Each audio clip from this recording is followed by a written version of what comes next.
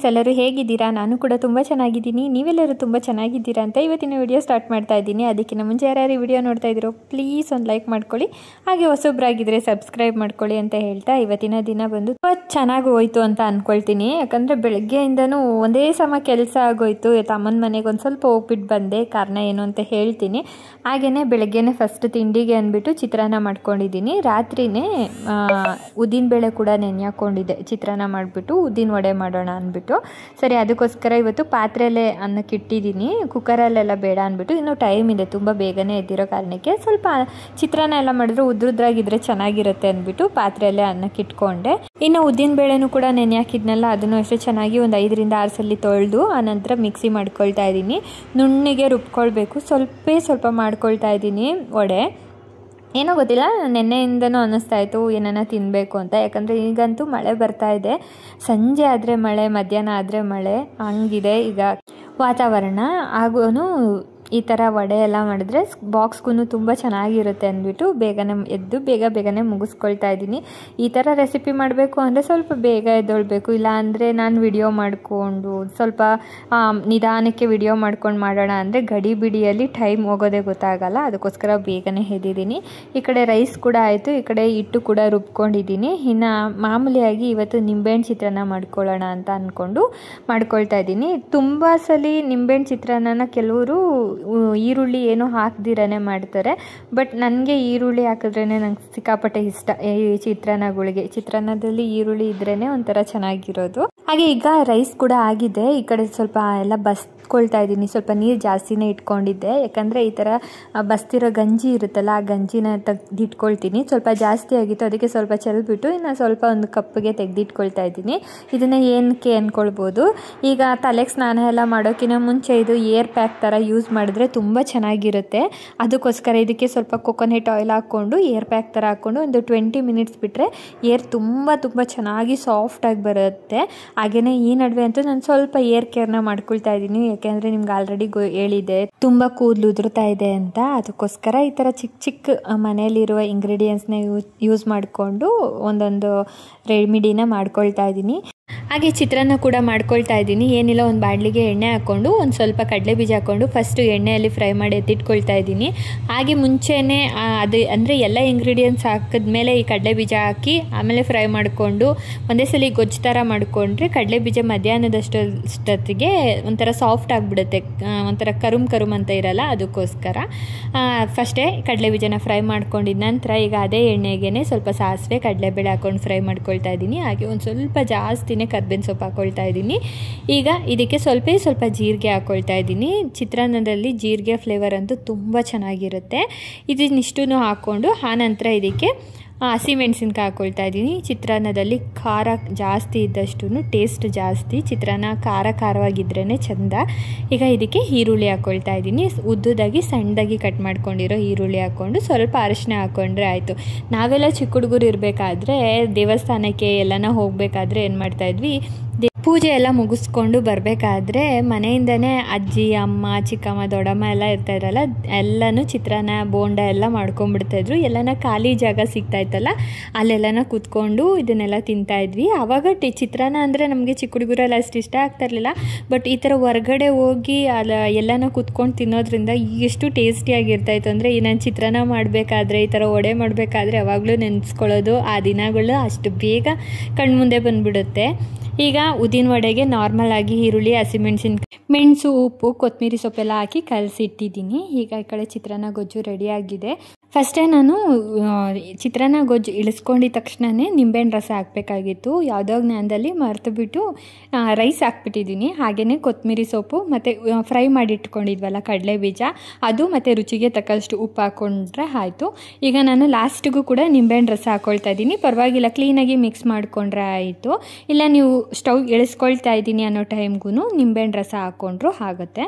ನಾನು ಲಾಸ್ಟ್ಗೆ ಹಾಕ್ಕೊಂಡಲ್ಲ, ಟೇಸ್ಟ್ ತುಂಬ ಚೆನ್ನಾಗಿತ್ತು. ಮತ್ತು ಚಿತ್ರಾನ್ನಕ್ಕೆ ಒಂದು ತೆಂಗಿನಕಾಯಿ ತುರಿ ಹಾಕ್ಕೊಂಡ್ರೆ ಇನ್ನೂ ತುಂಬ ರುಚಿಯಾಗಿರುತ್ತೆ. ನಮ್ಮ ಮನೆಯಲ್ಲಿ ತೆಂಗಿನಕಾಯಿ ತಿನ್ನಲ್ಲ, ಅದಕ್ಕೋಸ್ಕರ ನಾನು ತೆಂಗಿನಕಾಯಿ ಹಾಕಕ್ಕೆ ಹೋಗಲಿಲ್ಲ. ನನಗಂತೂ ಅಮ್ಮನ ಮನೆಗೆ ಹೋದರೆ ಮಾತ್ರ ಆ ಕಾಯಿ ಇಲ್ದಿರೇ ಅಡುಗೆ ಮಾಡಲ್ಲ. ಎಷ್ಟು ಚೆನ್ನಾಗಿರುತ್ತೆ ಗೊತ್ತಾ, ಅಲ್ಲಿ ಅಂತೂ ಅಡುಗೆ ಅಂತೂ ತುಂಬ ಚೆನ್ನಾಗಿರುತ್ತೆ. ನನಗಂತೂ ಅವ್ರು ಮಾಡಿರೋ ಅಡುಗೆಗಳಲ್ಲೆಲ್ಲ ತುಂಬ ಇಷ್ಟವಾಗಿರೋದು ಅಂದರೆ ಅವಲಕ್ಕಿ. ನಿಮ್ಗೆ ಯಾವಾಗಲೂ ಹೇಳ್ತಾ ಇರ್ತೀನಿ, ಅಮ್ಮ ಅಷ್ಟೇ ಚೆನ್ನಾಗಿ ಅವಲಕ್ಕಿ ಮಾಡ್ತಾರೆ. ಹಾಗೆಯೇ ಇವಾಗ ವಡೆಗಳ್ನೂ ಹಾಕ್ಕೊಳ್ತಾ ಇದ್ದೀನಿ. ಫಸ್ಟೆಲ್ಲ ಕೈಯಲ್ಲೇ ಈ ಥರ ಹೋಲ್ ಮಾಡೆಲ್ಲ ಹಾಕ್ಕೊಳ್ತಾ ಇದ್ದೆ, ಒಂದೊಂಚೂರು ಕೈಗೆ ಎಣ್ಣೆ ಟಚ್ ಆಗೋಗ್ಬಿಡ್ತಾಯಿತ್ತು, ಬಿಸಿ ಎಣ್ಣೆ ಎಲ್ಲ. ಈಗ ತುಂಬ ಮೆಥಡ್ಗಳೇ ತೋರಿಸ್ತಾರೆ ಯೂಟ್ಯೂಬಲ್ಲಿ. ಆ ಥರ ಮೆಥಡ್ನ ಯೂಸ್ ಮಾಡಿಕೊಂಡು ಈ ಥರ ವಡೆ ಮಾಡ್ಕೊಳ್ಳೋದು ಈಗ ಇದೆ ರೂಢಿ ಮಾಡ್ಕೊಂಬಿಟ್ಟಿದ್ದೀನಿ. ಯಾವಾಗನ ವಡೆ ಮಾಡ್ಕೊಂಡ್ರೂ ಮಾಮೂಲಿ ಕಾಫಿ ಶೋಧಿಸ್ತೀವಲ್ಲ ಆ ಥರ ಜರಡಿಯಲ್ಲೇ ಮಾಡ್ಕೊಳ್ತೀನಿ. ತುಂಬ ಚೆನ್ನಾಗಿ ಬರುತ್ತೆ, ಭಯನೂ ಆಗಲ್ಲ ಎಣ್ಣೆಗೆ ಹಾಕಬೇಕಾದ್ರೆ. ಈಗ ವಡೆ ಎಲ್ಲ ಬೇಯಿಸ್ಕೊಂಡಿದ್ದೆ ಆಯಿತು. ಸ್ವಲ್ಪನೇ ಮಾಡ್ಕೊಂಡಿದ್ದೆ, ಅಂದರೆ ತಿಂಡಿಗೆಲ್ಲ ಎಷ್ಟು ಬೇಕೋ ಅಷ್ಟೇ ಮಾಡ್ಕೊಂಡಿದ್ದೆ. ಕೆಲವರೆಲ್ಲ ಬೆಳಗ್ಗೆನೇ ವಡೆ ಬಜ್ಜಿ ಬೋಂಡ ತಿನ್ನಬಾರ್ದು ಅಂತಾರೆ. ಯಾವಾಗಲೂ ಒಂದ್ಸಲಿ ಮಾಡ್ಕೊಂಡು ತಿನ್ನೋದ್ರಿಂದ ಏನೂ ಆಗೋಲ್ಲ. ಅದರಲ್ಲೂ ನಮ್ಮ ಮನೇಲಿ ವಡೆ ಬಜ್ಜಿ ಬೋಂಡ ಇದೆಲ್ಲ ತುಂಬ ಕಮ್ಮಿ, ಯಾವಾಗಲೂ ಅಪರೂಪ. ಆದ್ರೂ ಒಂದು 5 ತಿಂಗಳಿಗೆ 3 ತಿಂಗಳಿಗೆ ಅಷ್ಟೇ ನಾನು ಮಾಡೋದು. ಕೆಲವೊಂದ್ಸಲಿ ಒಂದು ವರ್ಷ ಆದ್ರೂ ವಡೆ ಮಾಡಿರಲ್ಲ. ಇನ್ನು ಹಬ್ಬಗಳಲ್ಲಿ ವರ್ಷಕ್ಕೊಂದ್ಸಲಿ ಮಾಡ್ತೀವಲ್ಲ, ಇನ್ನು ಮಾಲೆ ಅಮಾವಾಸ್ಯೆ ಆ ಥರದ್ರಲ್ಲಿ ಆವಾಗಲೇ ನಾನು ವಡೆ ಕಂಪಲ್ಸರಿ ಆವಾಗ ಮಾಡ್ತೀನಿ. ಈಗ ಬಾಕ್ಸ್ ಎಲ್ಲ ಪ್ಯಾಕ್ ಮಾಡಿದ್ದಾಯಿತು, ಮಕ್ಕಳಿಗೆಲ್ಲ ತಿನ್ನೋಕೆ ಹಾಕ್ಕೊಟ್ಟಿದ್ದೀನಿ. ಇನ್ನು ಮಗಳು 7:15 ಹೊರಟೋಗಿದ್ದಾಳೆ, ಇನ್ನು ಮಗ ಮಾತ್ರ ಇರೋದು, ಅವನಿಗೂ ತಿನ್ನೋಕೆ ಹಾಕ್ಕೊಟ್ಟಿದ್ದೀನಿ. ಇನ್ನು ನನಗೆ ಸ್ವಲ್ಪ ಬಾಡಿ ಹೀಟ್ ಆಗಂಗೆ ಆಗ್ತಾಯಿತ್ತು, ಪಾದ ಉರಿಯೋದು ಸ್ವಲ್ಪ ಎಲ್ಲ ಆ ಥರ ಆಗ್ತಾಯಿತ್ತು. ಅದಕ್ಕೆ ಬೆಳಗ್ಗೆನೇ ಒಂದು ಲೋಟ ಮೆಂತ್ಯ ನೀರು ಕುಡಿದಿರ್ತೀನಲ್ಲ, ಇದಾದಮೇಲೆ ಇನ್ನು ಸ್ವಲ್ಪ ಬಾಡಿ ತಂಪಾಗೋದಕ್ಕೆ ಎಳ್ನೀರು ಕೂಡ ತರಿಸ್ಕೊಂಡಿದ್ದೆ. ನಾನು ನೈಟೇ ಅಂದ್ಕೊಂಡೆ ಬಾದಾಮ್ ಗೋಂದೆಲ್ಲ ನೆನೆ ಹಾಕೋಣ, ಚಿಯಾ ಸೀಡ್ಸ್ ಎಲ್ಲ ನೆನೆ ಹಾಕೋಣ ಅಂತ. ಬಟ್ ಕೆಲವೊಂದ್ಸಲಿ ನಮ್ಮ ಮರವು ಅನ್ನೋದಿರುತ್ತಲ್ಲ, ಮರೆಸ್ಬಿಡುತ್ತೆ ಬೇಗನೆ. ಸರಿ ಇನ್ನೇನು ಮಾಡೋಕ್ಕಾಗಲ್ಲ ಅಂತ ಎಳ್ನೀರು ಕುಡಿದು ಇನ್ನು ಮನೆ ಎಲ್ಲ ಕ್ಲೀನ್ ಮಾಡಿ ಅಮ್ಮನ ಮನೆಗೆ ಹೊರಟೆ ನಾನು. ಸ್ವಲ್ಪ ತುಳಸಿ ಗಿಡ ಎಲ್ಲ ಹಾಳಾಗೋಗ್ಬಿಟ್ಟಿತ್ತು ನನ್ನ ಹತ್ರ. ಏನೇ ಮಾಡಿದ್ರು ತುಳಸಿ ಗಿಡ ಯಾಕೋ ಈ ನಡುವೆ ಬರ್ತಾಯಿಲ್ಲ, ಇದಕ್ಕಿದ್ದಂಗೆ ಸುಟ್ಟೋಗೋ ಥರ ಎಲ್ಲ ಆಗೋಗಿತ್ತು. ಅಮ್ಮ ಅವಾಗ ಫೋನ್ ಮಾಡಿದ್ರು, ತುಳಸಿ ಗಿಡ ಎಲ್ಲ ಇಲ್ಲಿ ತುಂಬ ಉಟ್ಕೊಂಡಿದೆ ಬಾ ಅಂದ್ಬಿಟ್ಟು. ಏನು ಅಮ್ಮನ ಮನೆ ಹತ್ರ ಅಂತೂ ತುಳಸಿ ಗಿಡ ಅಂದರೆ ತುಂಬ ಚೆನ್ನಾಗಿ ಅವಾಗವಾಗ ಉಟ್ಕೊಳ್ತಾನೆ ಇರುತ್ತೆ. ಯಾಕಂದರೆ ಅಮ್ಮ ಮನೆ ಮುಂದೆ ತುಳಸಿ ಗಿಡ ಇದೆಯಲ್ಲ, ಅದರದ್ದು ಹೂವು ಎಲ್ಲ ಬರುತ್ತಲ್ಲ, ಬೀಜಗಳೆಲ್ಲ ಅದನ್ನು ತೆಗೆದು ಈ ಕಡೆ ಸೈಡ್ಗೆ ಎಸ್ದು ಬಿಡ್ತಾರೆ. ಅಲ್ಲಿ ತುಂಬ ಚೆನ್ನಾಗಿ ಗಿಡಗಳು ಬರುತ್ತೆ. ಅದಕ್ಕೆ ಕಾಸು ಕೊಟ್ಟು ತೊಗೊಂಡ್ರೆ ಇನ್ನು 30 ರೂಪಾಯಿ ಒಂದು ಗಿಡ ಏನೋ ಇದೆ. ಅದಕ್ಕೆ ಯಾಕೆ ಅಲ್ಲಿವರೆಗೂ ಹೋಗಿ ತೊಗೊಳ್ತೀಯ ಅಂದ್ಬಿಟ್ಟು, ಎಷ್ಟು ಗಿಡ ಬೇಕೋ ಅಷ್ಟು ಗಿಡ ಹಾಕಿ ಕೊಡ್ತೀನಿ ಅಂತ ಅಂದ್ಬಿಟ್ಟು ಕೊಟ್ಟರು. ಆನಂತರ ಗಾಡಿ ಕೂಡ ಬಂದಿತ್ತು ನಮ್ಮದು, ಗಾಡಿ ಎಲ್ಲ ಕ್ಲೀನ್ ಮಾಡ್ತಾಯಿದ್ರು. ಅವಾಗ ನಾನೊಂಚೂರು ಹೋಗ್ಬಿಟ್ಟು ಎಲ್ಲ ಕ್ಲೀನ್ ಮಾಡಿಕೊಟ್ಟೆ.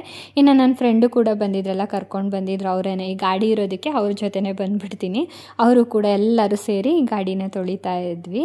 ಈಗ ಗಾಡಿ ಲೋಡ್ ಇಲ್ಲದೆ ಇರೋ ಕಾರಣಕ್ಕೆ ಗಾಡಿ ಬಂದು ಮನೆ ಮುಂದೆ ನಿಂತಿದೆ. ಇನ್ನು ತುಂಬ ಗಲೀಜಾಗೋಗಿರುತ್ತಲ್ವ, ಎಷ್ಟೇ ಮಾಡಿದ್ರೂ ನಾವು ತೊಳ್ದಂಗೆ ಆಗಲ್ಲ. ಇನ್ನು ಗ್ಯಾರೇಜ್ಗೆಲ್ಲ ಕೊಡ್ತಾರೆ ಕ್ಲೀನಿಂಗಿಗೆ, ಬಟ್ ಈಗ ಯಾವಾಗಲೂ ಕೊಡೋಕ್ಕಾಗಲ್ಲ, ಈ ಥರ ಗಾಡಿಗಳ್ನ ಯಾವಾಗಲೂ ಕೊಡಲಿಕ್ಕಾಗಲ್ಲ ಅಂದ್ಬಿಟ್ಟು ಮನೆ ಮುಂದೆ ನಿಲ್ಲಿಸಿದ್ರು. ಇನ್ನು ಎಲ್ಲ ನೀರು ಮಾತ್ರ ಅಮ್ಮನ ಮನೆ ಹತ್ರ ತುಂಬ ಚೆನ್ನಾಗಿ ಬರುತ್ತಲ್ಲ, ಅದಕ್ಕೋಸ್ಕರ ಎಲ್ಲರೂ ಸೇರಿಕೊಂಡು ಒಳ್ಳೆ ಮನೆ ಗುಡಿಸೋ ಥರ ಗುಡಿಸ್ಕೊಂಡು ತೊಳಿಕೊಂಡು ವಾಶ್ ಮಾಡ್ತಾಯಿದ್ವಿ. ಎಷ್ಟು ಬಿಸಿಲಿತ್ತು ಅಂದರೆ ಇವತ್ತೇನು ಮಳೆ ಬರಲ್ಲ ಬಿಡು ಅಂದ್ಕೊಂಡೇ ಇದ್ವಿ. ಇದೆಲ್ಲ ವಾಶ್ ಮಾಡಿಕೊಂಡು ಬರಬೇಕಾದ್ರೆ ಸಿಕ್ಕಾಪಟ್ಟೆ ಜೋರು ಮಳೆ ಆಗೋಗ್ಬಿಟ್ಟಿತ್ತು. ಬರ್ತಾ ಇದ್ದಂಗೆ ಲೈಟಾಗಿ ಕತ್ಲಾಗ್ತಾ ಇತ್ತು. ಮನೆ ಹತ್ರ ಅಂತ ಅಮ್ಮನ ಮನೆ ಹತ್ರ ಅಂತೂ ಫುಲ್ಲು ಮಳೆ, ಅಷ್ಟಿಷ್ಟು ಮಳೆ ಅಲ್ಲ. ಸರಿ ಸ್ವಲ್ಪ ಲೈಟಾಗಿ ನಿಂತ ಮೇಲೆ ಮನೆಗೆ ಬಂದ್ವಿ. ಇಲ್ಲಿ ಬಂದು ನೋಡಿದ್ರೆ ಮಳೆನೇ ಇರಲಿಲ್ಲ, ತುಂಬ ಕಮ್ಮಿ ಇತ್ತು. ಅಂದರೆ ಮಳೆನೇ ಬಿದ್ದಿಲ್ವೇನೋ ಅನ್ನೋ ಥರ ಇತ್ತು. ಆದರೆ ನಾನು ಟೆರೆಸ್ ಮೇಲೆಲ್ಲ ಹೋಗಿದ್ನಲ್ಲ, ಮಳೆನೇ ಕಾಣಿಸ್ಲಿಲ್ಲ ಒಂಚೂರು. ಸರಿ ಮನೆಗೆ ಬಂದು ಇನ್ನು ಬ್ರೆಡ್ ತೊಗೊಂಡು ಬಂದಿದ್ದೆ ಅಮ್ಮನ ಮನೆಯಿಂದ. ಅಲ್ಲಿ ನೆನ್ಕೊಂಡು ಬಂದಿದ್ವಲ್ಲ ಅಮ್ಮನ ಮನೆ ಹತ್ರ, ಈ ಸರಿ ಇಲ್ಲಿ ಬಂದಿದ್ದ ತಕ್ಷಣ ಇನ್ನು ಕಾಫಿ ಮಾಡ್ಕೊಂಡು ಕುಡಿಯೋಣ ಅಂತ ಅಂದ್ಬಿಟ್ಟು ಕಾಫಿ ಮಾಡೋಣ ಅಂತ ಹೋದೆ. ಎಲ್ಲರೂ ಟೀ ಬೇಕು ಅಂದರು. ಸರಿ ಟೀಗೆ ಇಟ್ಬಿಟ್ಟು ಬ್ರೆಡ್ನ ತೊಗೊಂಡು ಬಂದಿದ್ದೆ. ಅಲ್ಲಿ ಬಂದು ಬಿಸಿ ಬ್ರೆಡ್ ಕೊಟ್ಟಿದ್ರು. ಸಡನ್ನಾಗಿ ಕಟ್ ಮಾಡೋಕ್ಕಾಗಲ್ಲ, ಒಂದು ½ ಅನ್ ಅವರ್ ಬಿಟ್ಕೊಂಡು ಕಟ್ ಮಾಡಿ ಸರಿ ಹೋಗುತ್ತೆ ಅಂದರು. ಸರಿ ಮನೆಗೆ ಬಂದಮೇಲೆ ಕಟ್ ಮಾಡ್ಕೊಳ್ಳೋಣ ಅಂತ ಕಟ್ ಮಾಡ್ತಾಯಿದ್ದೆ. ಎಷ್ಟು ಚೆನ್ನಾಗಿರುತ್ತೆ ಅಲ್ವ ಈ ಥರ ಕಟ್ ಮಾಡೋದಕ್ಕೆ. ನನಗಂತೂ ಒಂಥರ ಏನೋ ಸಾಫ್ಟಾಗಿ ಏನೋ ಕಟ್ ಮಾಡೋ ಥರ ಇತ್ತು. ಅಮ್ಮನ ಮನೆ ಹತ್ರ ಬ್ರೆಡ್ ರಸ್ಕು ಮಾತ್ರ ತುಂಬ ಚೆನ್ನಾಗಿರುತ್ತೆ. ಸರಿ ಇದನ್ನೆಲ್ಲ ಕಟ್ ಮಾಡಿಕೊಂಡು ಇನ್ನು ಟೀ ಮಾಡಿಕೊಂಡು ಸ್ವಲ್ಪ ಹೊತ್ತು ಕುಡಿದ್ಬಿಟ್ಟು ಆನಂತರ ಇನ್ನೊಂದು ಸ್ವಲ್ಪ ಕೆಲಸ ಇತ್ತು. ಇವತ್ತಿನ ದಿನ ಅಂತೂ ಒಂದು 5 ನಿಮಿಷ ಕೂತ್ಕೊಳ್ಳೋಕ್ಕೆ ಆಗಲಿಲ್ಲ ಅಂದ್ಕೊಳ್ಬೋದು. ಇನ್ನು ಇವಾಗ ಟೀ ಕುಡಿಯೋದಕ್ಕೆ ಕೂತ್ಕೊಳ್ತಾ ಇರೋದು. ಇನ್ನು ಕೂತ್ಕೊಂಡು ಆಗಿದ ನಂತರ ಇನ್ನು ಮೇಲೆ ಬಟ್ಟೆ ಒಣಗಾಕ್ಬಿಡೋಣ. ಸ್ವಲ್ಪ ಬಟ್ಟೆ ಎಲ್ಲ ಒಣಗಾಕಿದ್ದೆ ಆಲ್ರೆಡಿ, ಅದನ್ನೆಲ್ಲ ನೋಡೋಣ ಅಂತ ಹೋದರೆ ಎಲ್ಲ ಒಣಗಿತ್ತು. ಏನು ಈ ಕಡೆ ಅಷ್ಟು ಮಳೆ ಬಂದಿರಲಿಲ್ಲ. ಸದ್ಯ ಬಟ್ಟೆ ಒಣಗಾಕಿ ಇರೋದನ್ನೆಲ್ಲ ತೊಗೊಂಡು ಬಂದುಬಿಟ್ಟು ಇನ್ನೊಂದು ಸ್ವಲ್ಪ ನಾನು ಇವತ್ತು ಒಗ್ದಾಕಿರೋ ಬಟ್ಟೆ ಮಿಷಿನಲ್ಲೇ ಬಿಟ್ಟಿದ್ದೆ. ಇನ್ನು ಬಂದು ಒಣಗಾಕಿದ್ದಾಯಿತು. ಒಣಗಾಕಿದ್ಮೇಲೆ ಬಂತು ಜೋರು ಮಳೆ. ಅಂದರೆ ಅಷ್ಟಿಷ್ಟು ಜೋರು ಮಳೆ ಬರಲಿಲ್ಲ. ಇನ್ನು ಈ ಟೈಮಲ್ಲಿ ಜೋರಾಗಿ ಮಳೆ ಬರ್ತಾಯಿತ್ತಲ್ಲ, ಇನ್ನು ಅಡುಗೆ ಏನೂ ಮಾಡೋಂಗಿರಲಿಲ್ಲ. ಅಮ್ಮನ ಮನೆಯಿಂದನೇ ಸ್ವಲ್ಪ ಸಾಂಬಾರೆಲ್ಲ ತೊಗೊಂಡು ಬಂದಿದ್ದೆ. ಇನ್ನು ಬಿಸಿಯಾಗಿ ಏನಾನ ತಿನ್ನಬೇಕು, ಏನಾನ ಮಾಡಿಕೊಡು ಅಂತ ಹುಡುಗರು ಕೇಳ್ತಾಯಿದ್ರು. ಅದರಲ್ಲೂ ನನ್ನ ಮಗಳಿಗಂತೂ ಸಿಕ್ಕಾಪಟ್ಟೆ ಎಕ್ಸಾಮ್ದು ಟೆನ್ಷನ್ ಇರೋದ್ರಿಂದ ಇವಾಗ ಕೇಳ್ತಾ ಇದ್ದಾಳೆ ಏನಾನ ಮಾಡಿಕೊಡು ಅಂತ. ಸರಿ ಏನು ಮಾಡೋದು, ಬಿಸಿ ಬಿಸಿಯಾಗಿ ಏನು ಮಾಡೋದು ಅಂತ ನನಗಂತೂ ಗೊತ್ತಾಗಿಲ್ಲ. ಇನ್ನು ಬಜ್ಜಿ ಬೋಂಡ ಎಲ್ಲ ಅಷ್ಟು ಇಷ್ಟಪಡಲ್ಲ. ಇನ್ನು ಬೆಳಗ್ಗೆನೂ ವಡೆ ಮಾಡಿದ್ನಲ್ಲ, ಇನ್ನೇನು ಅಷ್ಟು ಯಾರೂ ಇಷ್ಟಪಡಲ್ಲ. ಇನ್ನು ನನ್ನ ಮಗಳಂತೂ ಬಜ್ಜಿ ಬೋಂಡ ಬಾಯಿಗೆ ಇಡಲ್ಲ. ನೋಡೋಣ ಅಂದ್ಬಿಟ್ಟು ಏನು ಯೋಚನೆ ಮಾಡಿಕೊಂಡೇ ಇದ್ದೆ. ಇನ್ನು ಟೆರೆಸ್ ಮೇಲೆ ಬಟ್ಟೆ ಎಲ್ಲ ಒಣಗಾಕಿದ್ಮೇಲೆ ಆಕಾಶ ನೋಡ್ತಾ ಇದ್ದು ಎಷ್ಟು ಚೆನ್ನಾಗಿತ್ತು, ಎಲ್ಲೋ ಬೇರೆ ಇದು ಕೊಟ್ಟೋಗ್ಬಿಟ್ಟಿದ್ದೀನೇನೋ ಅನ್ನೋಂಗಿತ್ತು. ಇನ್ನು ಹೂವುಗಳು ಅಷ್ಟೇ, ದಾಸವಾಳದ ಗಿಡ ತುಂಬ ಚೆನ್ನಾಗಿ ಹೂವುಗಳು ಬಿಟ್ಟಿತ್ತು, ದಾಸವಾಳದ ಹೂವು. ಸರಿ ನಾ ತಿಂಡಿ ಏನಾನ ಮಾಡಬೇಕು ಅನ್ನೋ ಟೈಮಲ್ಲಿ ಜಾಮೂನ್ ಪ್ಯಾಕೆಟ್ ಕಾಣಿಸ್ತು. ತುಂಬ ದಿನವೇ ಆಗಿತ್ತು ತೊಗೊಂಡು ಬಂದು. ಇನ್ನು ಜಾಮೂನ್ ಮಾಡಿಬಿಡೋಣ, ಬಿಸಿ ಬಿಸಿ ಜಾಮೂನ್ ತಿನ್ನೋಕ್ಕೂ ಒಂಥರ ಚೆನ್ನಾಗಿರುತ್ತೆ. ಇದನ್ನು ನೆಕ್ಸ್ಟ್ ಡೇ ತಿನ್ನೋಕ್ಕೆ ಇನ್ನೂ ಚೆನ್ನಾಗಿರುತ್ತೆ. ಇನ್ನು ಬಿಸಿ ಬಿಸಿಯಾಗಿ ಅರ್ಜೆಂಟಾಗಿ ಆಗೋದು ಅಂದರೆ ಗುಲಾಬ್ ಜಾಮೂನ್ ಅಷ್ಟೇ. ಅದಕ್ಕೋಸ್ಕರ ಜಾಮೂನ್ ಮಾಡ್ತಾಯಿದ್ದೀನಿ. ಈಗ 2 ಪ್ಯಾಕೆಟ್ ಗುಲಾಬ್ ಜಾಮೂನ್ ಪ್ಯಾಕೆಟ್ಗೆ ನಾನು ಒಂದು ಅರ್ಧ kg ಇಲ್ಲ ಒಂದು 3/4 kg ಅಷ್ಟು ಸಕ್ಕರೆ ಹಾಕ್ಕೊಂಡು ಅದು ಪಾಕ ಮಾಡ್ಕೊಳ್ಳೋಕೆ ಇಟ್ಟಿದ್ದೀನಿ. 1-2 ಏಲಕ್ಕಿ ಹಾಕ್ಕೊಂಡು ನೀರು ಹಾಕಿ ಪಾಕಕ್ಕೆ ಇಟ್ಟಿದ್ದೀನಿ. ಪಾಕ ಅಂದರೆ ಅಂಟಂಟು ಪಾಕ ಇದ್ದರೆ ಸಾಕು, ತುಂಬ ಗಟ್ಟಿ ಪಾಕ ಎಲ್ಲ ಮಾಡ್ಕೊಳ್ಬಾರ್ದು. ಸಕ್ಕರೆ ಕರಗಿದ ತಕ್ಷಣ ಒಂದು 5 ನಿಮಿಷ ಕುದಿಸ್ಬಿಟ್ಟು ಆಫ್ ಮಾಡಿದ್ರೆ ಆಯಿತು. ಈ ಕಡೆ ಜಾಮೂನ್ ಪ್ಯಾಕೆಟ್ನೂ 2 ಪ್ಯಾಕೆಟ್ ಹಾಕ್ಕೊಂಡಿದ್ನಲ್ಲ, ಅದನ್ನು ಅಷ್ಟೇ ಕಟ್ ಮಾಡಿಬಿಟ್ಟು ಕ್ಲೀನಾಗಿ ಬಿಸಿ ಹಾಲಲ್ಲ, ತಣ್ಣಗಿರೋ ಹಾಲಲ್ಲಿ ಕಲಿಸ್ಕೊಳ್ತಾ ಇದ್ದೀನಿ. ಕ್ಲೀನಾಗಿ ಕಲಸಿ ಚೆನ್ನಾಗಿ ನಾದ್ಬಿಟ್ಟು ಒಂದು 1/2 hour ಹಂಗೆ ರೆಸ್ಟ್ ಮಾಡೋಕ್ಕೆ ಇಡ್ತೀನಿ. ಈ ಕಡೆ ಪಾಕ ಕೂಡ ಅಷ್ಟೊತ್ತಿಗೆ ರೆಡಿ ಆಯಿತು. ಇನ್ನು ಇದನ್ನು ಆಫ್ ಮಾಡಿಬಿಟ್ಟು ಸ್ವಲ್ಪ ಬೆಚ್ಚಗಿರಬೇಕು ಪಾಕ. ತುಂಬ ಬಿಸಿ ಪಾಕದಲ್ಲಿ ಹಾಕಿದ್ರೆ ಜಾಮೂನ್ಗಳು ಒಂಥರ ಎತ್ತಬೇಕಾದ್ರೆ ಬೇಗ ಬೇಗ ಮುರಿದೋಗುತ್ತೆ, ಅದಕ್ಕೋಸ್ಕರ. ಇನ್ನು ಇದನ್ನು ರೆಡಿಯಾಗಿ ಇದೊಂದು 1/2 hour ನೆಂದ ಮೇಲೆ ಇನ್ನೊಂದ್ಸಲಿ ಚೆನ್ನಾಗಿ ನಾದ್ಕೊಳ್ಬೇಕಾಗುತ್ತೆ. ಸ್ವಲ್ಪ ಎಣ್ಣೆ ಕೈಗೆ ಹಾಕ್ಕೊಂಡು, ಎಣ್ಣೆ ಅಥವಾ ತುಪ್ಪ ಎರಡರಲ್ಲಿ ಒಂದು ಹಾಕ್ಕೊಂಡು ಇನ್ನೊಂದ್ಸಲಿ ನಾದ್ಕೊಂಡು ಕ್ಲೀನಾಗಿ ಉಂಡೆಗಳು ಮಾಡಿಕೊಂಡ್ರೆ ಆಯಿತು. ಯಾವಾಗಲೂ ಅಷ್ಟೇ ತುಂಬ ಸಣ್ಣ ಸಣ್ಣ ಜಾಮೂನ್ ಮಾಡ್ತಾ ಇದ್ದಿದ್ದು. ಈ ಸಲ ಯಾಕೋ ಗೊತ್ತಿಲ್ಲ, ಸ್ವಲ್ಪ ದಪ್ಪ ದಪ್ಪ ಈ ಬೇಕ್ರಿಯಲ್ಲಿ ಮತ್ತು ಹೋಟೆಲಲ್ಲೆಲ್ಲ ಇರುತ್ತಲ್ಲ ಆ ಥರ ಜಾಮೂನ್ ಮಾಡೋಣ ಅಂದ್ಬಿಟ್ಟು ಮಾಡಿದ್ದಾಯಿತು. ಯಾಕಂದರೆ 2 ಪ್ಯಾಕೆಟ್ ಇರೋದ್ರಿಂದ ಸ್ವಲ್ಪ ಜಾಸ್ತಿನೇ ಆಗುತ್ತೆ ಅನ್ನೋ ಕಾರಣಕ್ಕೆ. ಇನ್ನೆಲ್ಲ ಉಂಡೆಗಳು ಕಟ್ಕೊಂಡ ನಂತರ ಮೀಡಿಯಮ್ ಫ್ಲೇಮಲ್ಲಿ ಎಣ್ಣೆ ಕಾಯಕ್ಕೆ ಇಟ್ಕೊಂಡು ಈಗ ಎಲ್ಲ ಜಾಮೂನ್ ಉಂಡೆಗಳ್ನ ಹಾಕ್ಕೊಳ್ತಾ ಇದ್ದೀನಿ. ತುಂಬ ನಿಧಾನಕ್ಕೆ ಬೇಯಿಸ್ಕೊಳ್ಬೇಕು, ಯಾಕಂದರೆ ಸ್ವಲ್ಪ ದಪ್ಪ ಉಂಡೆ ಕಟ್ಟಿರೋ ಕಾರಣಕ್ಕೆ ಒಳಗಡೆ ಎಲ್ಲ ನಿಧಾನಕ್ಕೆ ಬೇಯಬೇಕು.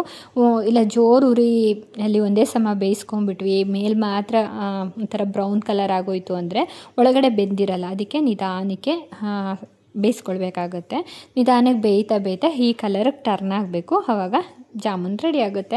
ಈ ಜಾಮೂನ್ ರೆಡಿ ಆಗಲ್ಲ, ಉಂಡೆಗಳು ರೆಡಿ ಆಗುತ್ತೆ. ಈಗ ಇದನ್ನೆಲ್ಲ ಪ್ಲೇಟ್ಗೆ ತೆಗೆದಿಟ್ಕೊಳ್ತಾ ಇದ್ದೀನಿ. ಸ್ವಲ್ಪ ಎಲ್ಲ ಒಂದೇ ಸಲಿನೇ ಪಾಕಕ್ಕೆ ಹಾಕ್ಕೊಳ್ತೀನಿ. ಆಗಿದ ತಕ್ಷಣ ಏನು ಹಾಕ್ಕೊಳ್ಳಲ್ಲ, ಎಲ್ಲ ಒಂದೇ ಸಲ ಹಾಕ್ಕೊಂಡು ಒಂದು 1/2 hour ಹಾಗೇ ಮುಚ್ಚಿಟ್ಬಿಡ್ತೀನಿ, ಸ್ವಲ್ಪ ತಣ್ಣಗಾಗಲಿ. ಮತ್ತು ಇದು ಡಬಲ್ ಸೈಜ್ ಆಗುತ್ತೆ, ಪಾಕಕ್ಕೆ ಹಾಕಿದ ನಂತರ ಜಾಮೂನೆಲ್ಲ ಇನ್ನೂ ಡಬಲ್ ಆಗುತ್ತೆ. ತುಂಬ ಚೆನ್ನಾಗಿ ಬಿಸಿ ಬಿಸಿಯಾಗಿತ್ತು ಜಾಮೂನ್ ಮಾತ್ರ. ಟೇಸ್ಟು ಕೂಡ ತುಂಬ ಚೆನ್ನಾಗಿ ಬಂದಿತ್ತು. ಇನ್ನೊಂದು ಸ್ವಲ್ಪ ನೆನಿಬೇಕಾಗಿತ್ತು, ನಾನು ಸ್ವಲ್ಪ ಬಿಸಿ ಬಿಸಿ ಬೇಕು ಅನ್ನೋ ಕಾರಣಕ್ಕೆ ಸ್ವಲ್ಪ ಬೇಗನೆ ಎತ್ತಿ ಮಕ್ಕಳಿಗೆ ಕೊಟ್ಟೆ. ನೋಡಿ, ಇನ್ನು ಒಳಗಡೆ ಎಲ್ಲೋ ಒಂದು ಸ್ವಲ್ಪ ವೈಟ್ ಕಲರ್ ಇದೆಯಲ್ಲ, ಎಲ್ಲ ಅಲ್ಲೊಂಚೂರು ಅದು ನೆಂದುಬಿಟ್ರೆ ಜಾಮೂನ್ ಪರ್ಫೆಕ್ಟಾಗಿ ಆಗಿರುತ್ತೆ. ಓಕೆ ಫ್ರೆಂಡ್ಸ್, ಈ ವಿಡಿಯೋ ನಿಮಗೆ ಹೇಗೆ ಅನ್ನಿಸ್ತು ಅಂತ ಕಮೆಂಟ್ ಮಾಡಿ. ಈ ವಿಡಿಯೋ ನಿಮಗೆ ಇಷ್ಟ ಆದರೆ ಪ್ಲೀಸ್ ಒಂದು ಲೈಕ್ ಮಾಡಿ. ಮತ್ತು ಇನ್ನೊಂದು ಹೊಸ ವ್ಲಾಗಲ್ಲಿ ಸಿಗ್ತೀನಿ. ಅಲ್ಲಿವರೆಗೂ ಟೇಕ್ ಕೇರ್, ಬಾಯ್ ಬಾಯ್.